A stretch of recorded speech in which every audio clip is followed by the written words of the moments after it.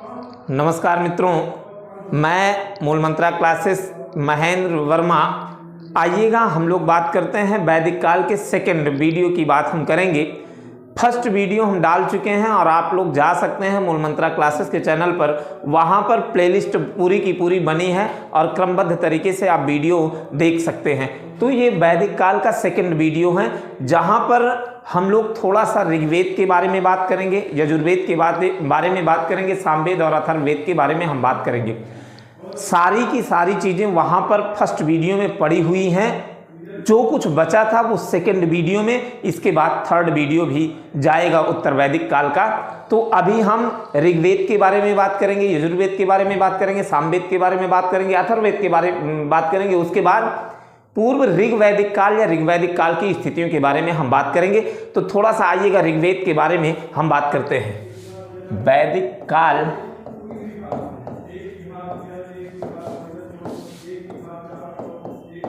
Second video है ये। आइएगा वैदिक काल का सेकंड वीडियो, हम लोग ऋग्वेद के बारे में थोड़ा सा बात कर लेते हैं। ऋग्वेद में मैंने मंडल को नहीं बताया था, सूक्त को नहीं बताया था, ये चीजें नहीं बताई थी, नदियों के नाम नहीं बताए थे, ये चीजें हैं। तो यहीं पर हम बात कर लेते हैं। ऋग्वेद में 10 मंडल, 1028 सूक्त और 10,462 ऋचाओं की बात करता है। सूक्त है जिसमें हम लोगों को इन 10 मंडलों के बारे में नहीं पढ़ना है, लेकिन फिर भी तीसरे मंडल के बारे में हमें बात करना है। तीसरा मंडल क्या है? गायत्री मंत्र को समर्पित है तीसरा मंडल। उसके बाद हम बात करेंगे तीसरे के बाद चौथे की बात करेंगे जो कृषि से संबंधित है।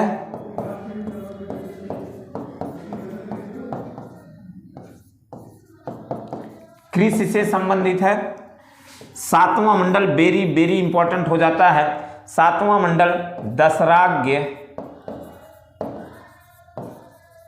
युद्ध की बात करता है, जिसमें राजा भरत के द्वारा 10 राजाओं को एक साथ पराजित किया गया था। तो ये चीजें थी। सुदास राजा भरत कबीले का एक था सुदास अर्थात वशिष्ठ थे, वशिष्ठ के स्थान पर विश्वामित्र आए थे। तो ये 10 राजाओं के बीच में एक युद्ध हुआ था। इन्हीं दशराज्ञ के युद्ध के बारे में बात करता है। 9वें मंडल की बात करते हैं तो सोम देवता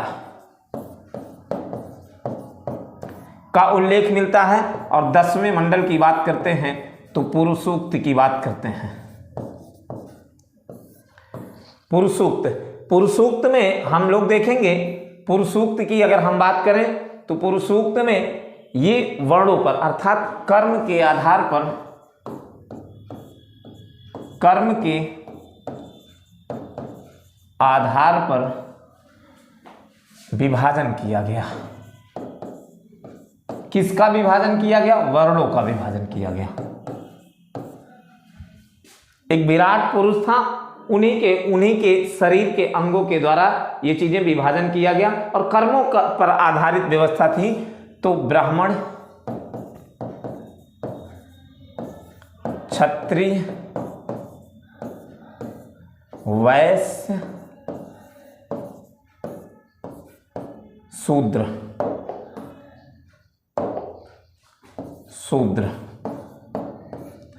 ब्राह्मण का कार्य क्या था? ज्ञान देना, अर्थात जो भी व्यक्ति ज्ञान देता था वो ब्राह्मण माना जाता था। क्षत्रिय का कार्य रक्षा करना, वैश्य का कार्य कृषि, शूद्र का कार्य था इन तीनों की सेवा करना था।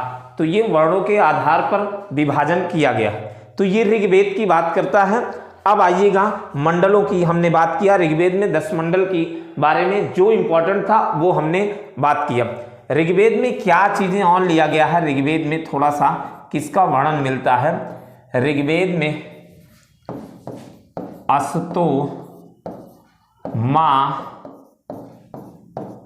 सद्गमय की बात की गई है। अस्तोमा सद्गमय बहुत बार ये एग्जाम में पूछा गया है, बहुत इंपॉर्टेंट चीजें हैं। ये ऋग्वेद की हमने बात किया। अब आइएगा ऋग्वेद में और भी चीजें क्या इंपॉर्टेंट है उनके बारे में हम बात करते हैं। ऋग्वेद के देवता, प्रमुख देवता,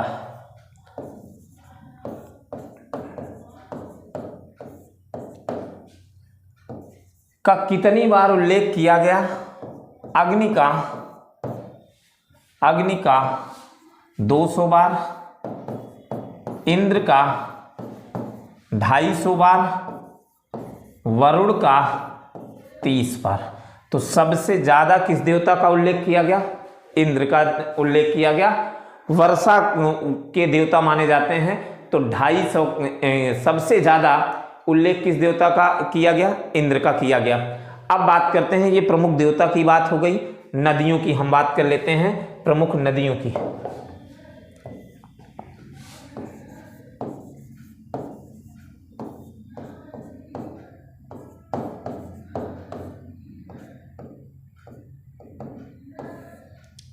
प्रमुख नदियों की बात की गई, कौन सी? जरा देखिएगा ऋग्वेद में किस नदी का कितनी बार उल्लेख किया गया?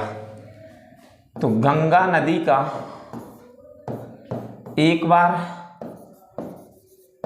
यमुना नदी का 3 बार, सिंधु नदी का सर्वाधिक बार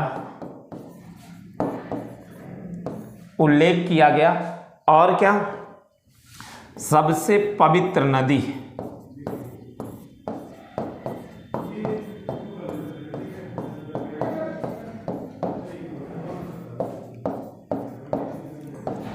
सरस्वती नदी।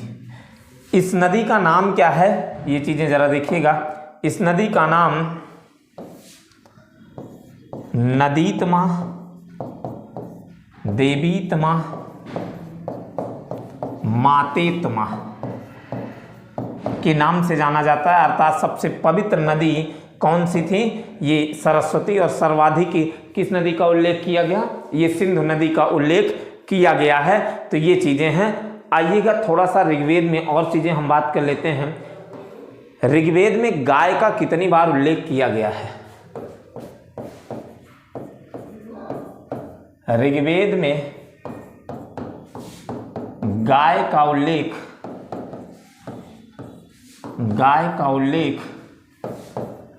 176 बार किया गया। कितनी बार किया गया है? 176 बार किया गया है। क्योंकि अभी हम आगे बताएंगे पूर्व ऋग्वैदिक काल या ऋग्वैदिक काल में सबसे प्रिय पशु अगर कोई माना जाता था तो वो गाय मानी जाती थी। तो ये रहे ऋग्वेद की बात। अब बात करते हैं ऋग्वेद, यजुर्वेद, सामवेद, अथर्ववेद की बात हम करते हैं।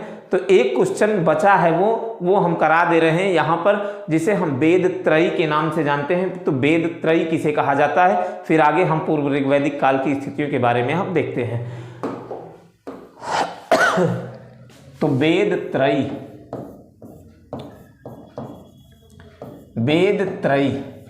तो ऋग्वेद, ऋग्वेद, यजुर्वेद, सामवेद, इन्हीं तीनों वेदों को फर्स्ट है, सेकंड है और थर्ड है, तीनों वेदों को मिलाकर वेदत्रयी कहा जाता है। अथर्ववेद को नहीं माना जाता। अथर्ववेद को सर्वश्रेष्ठ वेद माना जाता है। अथर्ववेद को श्रेष्ठ वेद माना जाता है। अथर्ववेद को श्रेष्ठ वेद माना जाता है। तो ये चीजें हैं वेदत्रयी के बारे में।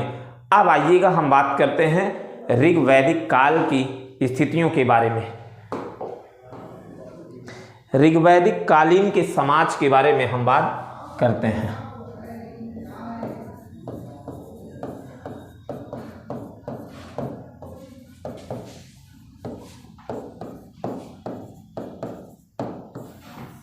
ऋग्वैदिक काल के समाज के बारे में अगर हम बात करें तो ऋग्वैदिक काल जो था, मैंने पहले ही बताया था कि ऋग्वैदिक काल में महिलाओं की स्थिति बहुत अच्छी थी, क्योंकि वहाँ पर हमें संस्थाओं के नाम जो देखने को मिलते हैं, वो संस्था में सबसे प्राचीन संस्था जो विदथ मिलती है, वहाँ पे स्त्री और पुरुष भाग लेते हैं। तो ऋग्वैदिक कालीन के जो समाज थे वो पितृसत्तात्मक थे, पितृसत्तात्मक पर आधारित व्यवस्थाएं चलती थी, अर्थात पिता का शासन चलता था। अब यह कैसा समाज था?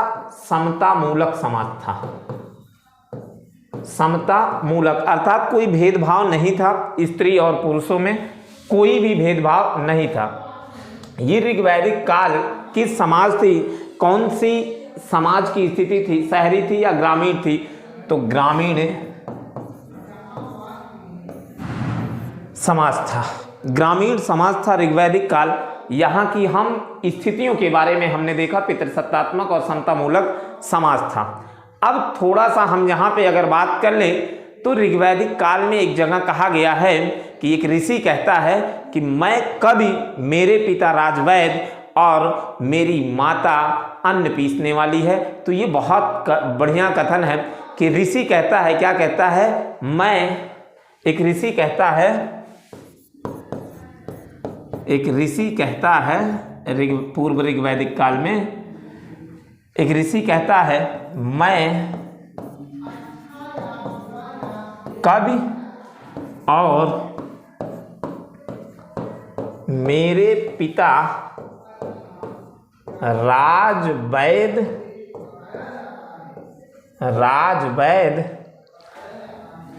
और मेरी माता अन्न पीसने वाली।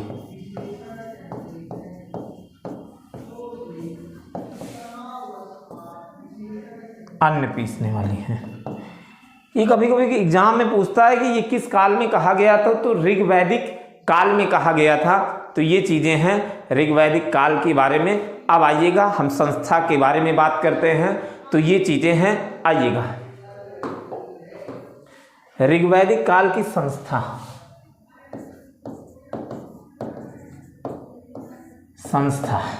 मैंने बताया कि ऋग्वैदिक काल में बहुत अच्छी स्थिति थी महिलाओं की। उत्तर वैदिक काल आते आते महिलाओं की स्थिति में गिरावट आई।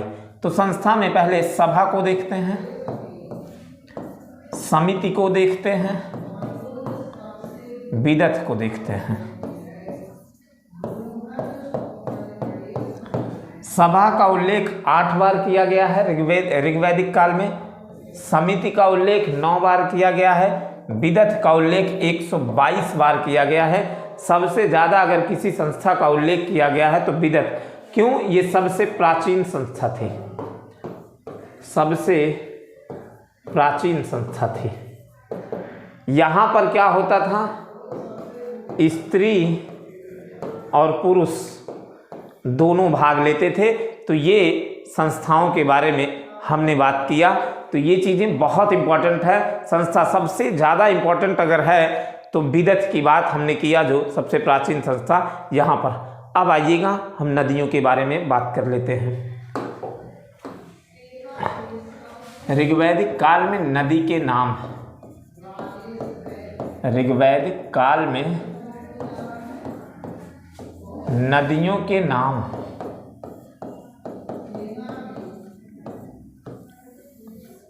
नदियों के नाम की हम बात करते हैं। जैसे क्रुम को कुर्रम, कुभा को काबुल कहा जाता है, वितस्ता को झेलम, अस्किनी को चेनाब, परुसली को रावी, सदिनारा, गंडक, बिपाशा, व्यास, सुतुद्री, सतलज को कहा जाता है। तो आइएगा हम बात करते हैं, नदियों की बात हम कर लेते हैं। तो ये चीज़ें हैं। रावी नदी को क्या कहा जाता था वैदिक काल में? तो परुसली कहा जाता था। रावी नदी को परुसली कहा जाता था। झेलम नदी को वितस्ता कहा जाता था। रावी, झेलम। चेनाब नदी को अस्किनी कहा जाता था। गंडक नदी को सदीनारा, सदीनारा। सतलज को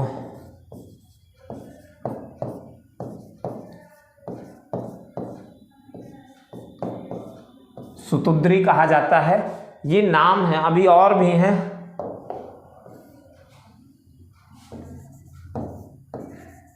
कुभा को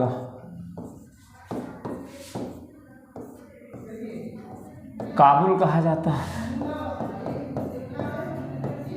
गोमती को गोमल कहा जाता है, कुरुम को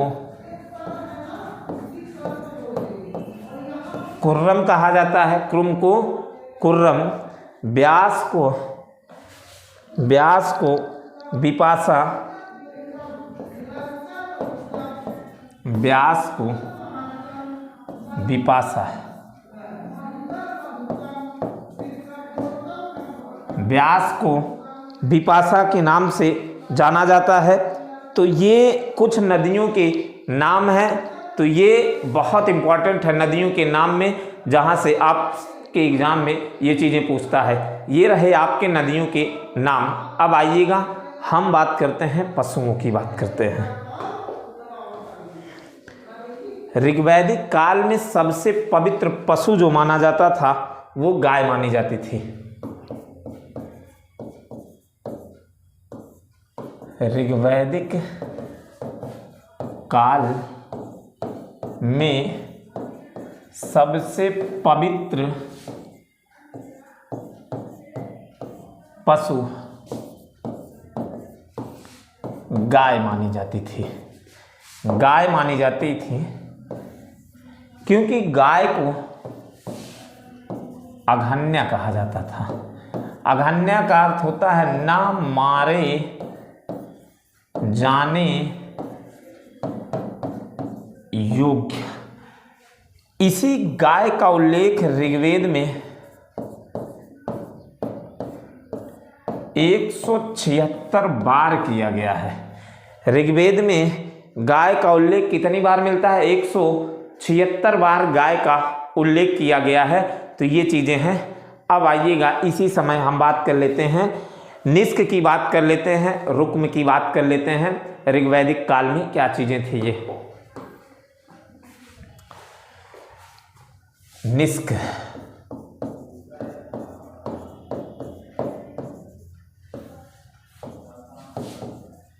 ऋग्वैदिक काल में निष्क, निष्क जो होता था ये सोने का स्वर्ण धातु होती थी, अर्थात ये इकट्ठा रहती थी निष्क। निष्क और ये जो गले में हार पहना जाता था, गले गले गले गले के हार को रुक्म, गले के हार को रुक्म कहा जाता है। तो ये ऋग्वैदिक काल की बात करता है कि निष्क स्वर्ण धातु जो होते थे, निष्क का अर्थ होता है स्वर्ण धातु और गले का हार के को रुक्म कहते हैं। बहुत इंपॉर्टेंट है ये चीज़ें, वेरी वेरी इंपॉर्टेंट है यहाँ से। तो ये ऋग्वैदिक काल की हमने बात किया। अब बात करते हैं इसी समय विदुषी महिलाओं की हम बात करते हैं। विदुषी महिला कौन कौन थी ऋग्वैदिक काल की? विदुषी महिला, उत्तर वैदिक काल में विदुषी महिला अलग है, ऋग्वैदिक काल में विदुषी महिला अलग है। तो कौन कौन सी हैं? घोषा, अपाला, अपाला, लोपा, मुद्रा, ये हैं विदुषी महिलाओं में। क्योंकि वहाँ पर उत्तर वैदिक काल में गार्गी, मैत्रेयी मिलते हैं, कात्यायनी मिलते हैं। तो ये ऋग्वैदिक काल की हमने बात किया। विदुषी महिला कौन कौन सी पाई गई? घोषा, अपाला, लोपा, मुद्रा की बात की गई। अब बात हम कर लेते हैं थोड़ा सा ऋग्वैदिक काल की स्थितियों के बारे में। मैंने यहाँ पर बताया था, थोड़ा सा मनोरंजन की भी बात कर लेते हैं। ऋग्वैदिक काल में मनोरंजन के साधन कौन कौन थे? मनोरंजन के साधन,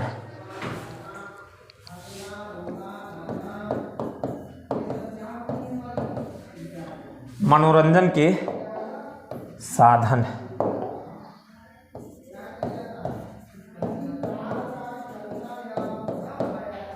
नृत्य करना, चौपड़, ताश खेलना, पशुओं को लड़ाना,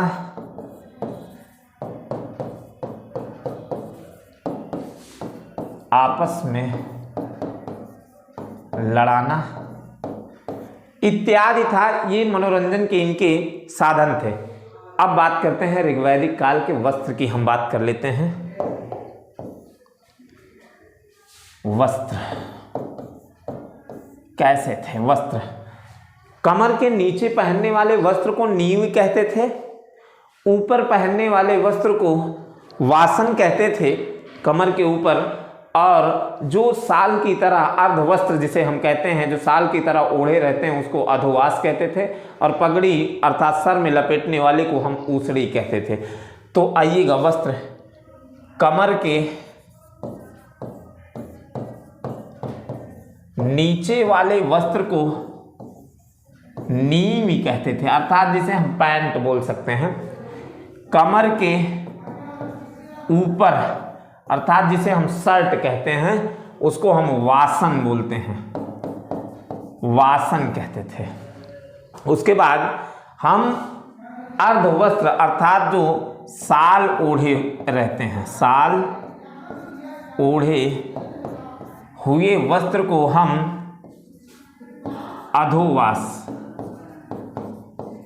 अधोवास कहते थे। सर में पगड़ी, सर में पगड़ी को हम क्या कहते हैं? ऊसड़ी कहते हैं। सर में पगड़ी को हम क्या कहते हैं? ऊसड़ी कहते हैं। ऊसड़ी कहते हैं। ये हैं आपके, ये चीज़ें हैं वस्त्रों के बारे में, जहाँ से ऋग्वैदिक काल के पूरे वस्त्रों के बारे में हमने बात किया।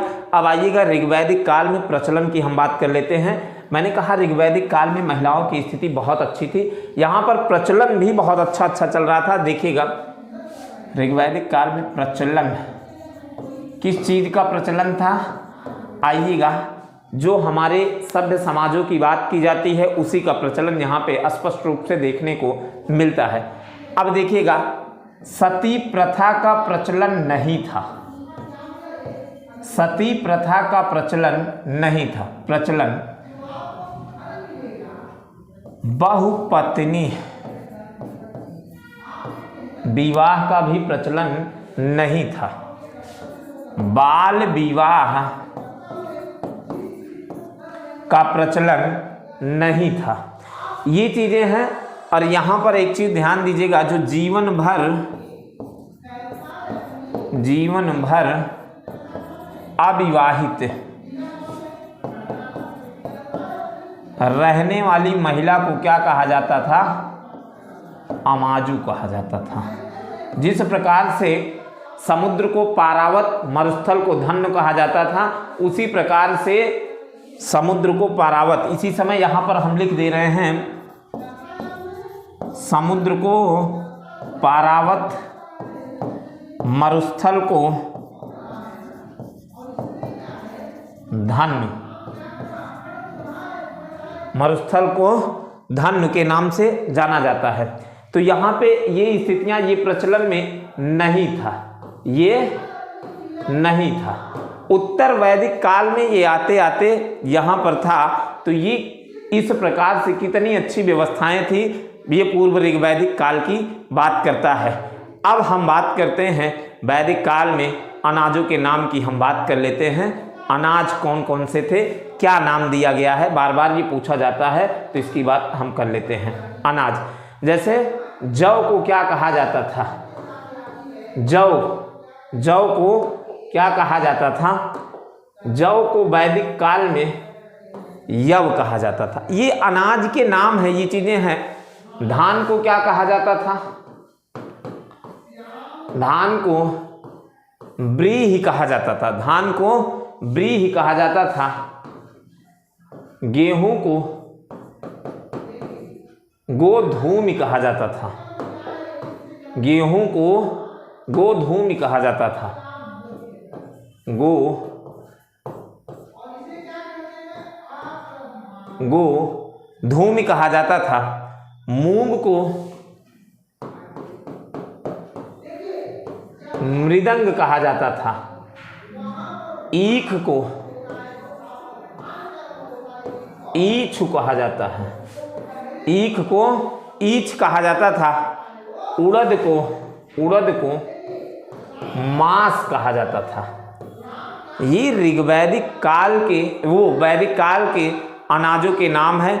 यहाँ से ये चीज़ें आपको कहीं से भी अगर आपको आ जाए एग्जाम में वैदिक काल में, अभी उत्तर वैदिक काल बचा है मित्रों, तो ये चीज़ें हैं।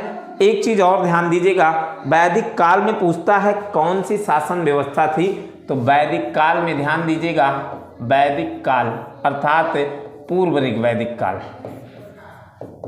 पूर्व ऋग्वैदिक काल में कौन सी व्यवस्था थी, तो राजतंत्रात्मक व्यवस्था थी,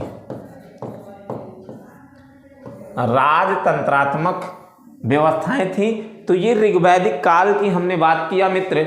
इसमें अब कोई चीजें कुछ भी नहीं छूटा है, अगर कुछ छूटी होंगी तो वो हम उत्तर वैदिक काल में कवर करेंगे। अगर मित्र ये हमारी सारी की सारी वीडियो अगर पसंद आए तो इसको दूर तक जाना चाहिए, दूर तक शेयर करिएगा, लाइक करिएगा, सब्सक्राइब करिएगा। अगले वीडियो में हम मिलते हैं कल, संपूर्ण रूप से उत्तर वैदिक काल को हम समाप्त करेंगे। इसी तरह हमारा क्रमबद्ध वीडियो चलता रहेगा। जय हिंद, जय भारत, थैंक यू।